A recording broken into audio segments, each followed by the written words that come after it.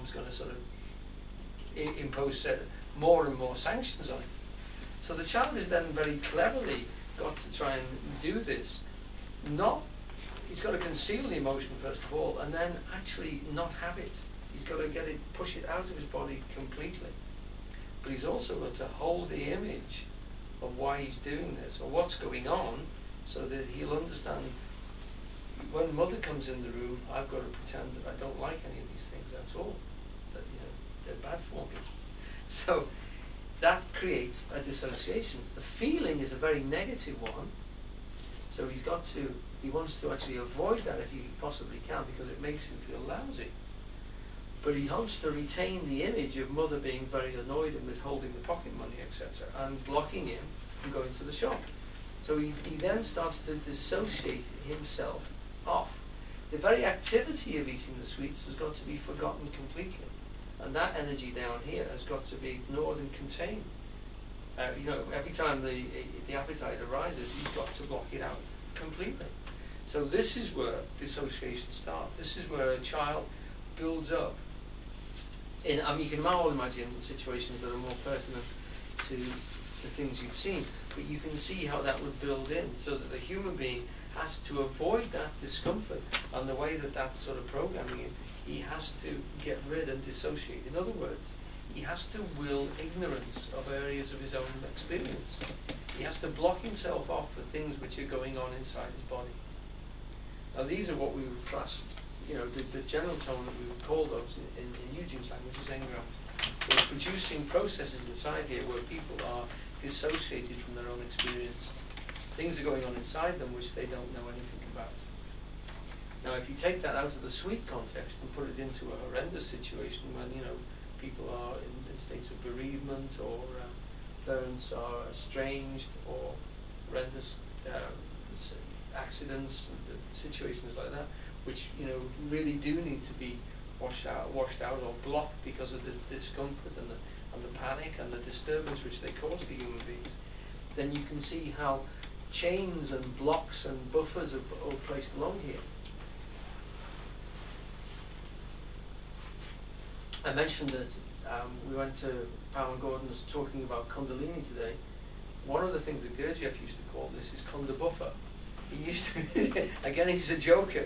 He's talking about the fact that Kundalini is this energy, stored energy in here, which has been baffled and tied up in knots. It's supposed to be coiled down here in 3 coils.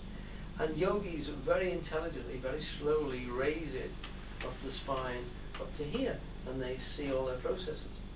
Now, Eugene points out that what's actually stored down there are all the times you didn't get your own way, and all the situations and the problems that you've been tied, the knots you've been tied into. This snake brain has remembered every single one of them, and they're cherished down here. And what happens is that in Kundalini this energy rises up here, and it's your free energy to do with, and it energizes the whole of the being. It's energy which has been locked up or separated. So Gurdjieff's taking the Mickey out of this idea by calling it Kunda buffer, and saying that this energy is actually baffled and buffered, and it's actually, we're reduced from the level of being completely human being by being knotted human beings. We're being broken and battered, and we're all damaged goods, as Eugene used to say. We're all damaged goods. We're all being knotted and blown and battered about.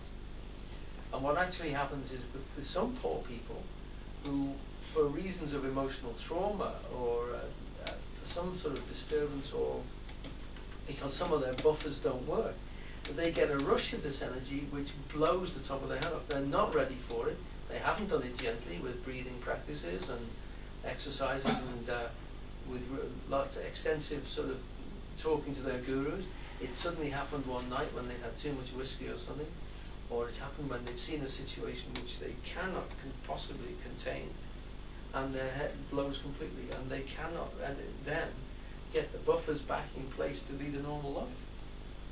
And that Eugene said to me, there's an awful lot of people in psychiatric care who raised Kundalini long before it should have been, who saw something one night and literally haven't been able to put themselves back together again. The ego of Humpty Dumpty, once it's fallen and broken, all the king's horses and all the king's men can't put it back together again. It's really a very difficult process because those buffers have been laid in place over the whole length of your life. So to take them out quickly is the wrong thing to do. Right.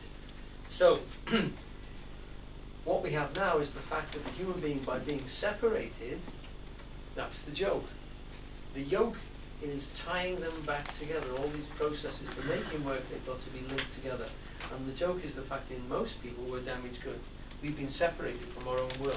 We've been divided from our own source. Okay? Right, so we're going to finish off with this one, and then we'll have a break. So this one continues on for the last one, and Pam, would you like to read the rest of it, Pam, please?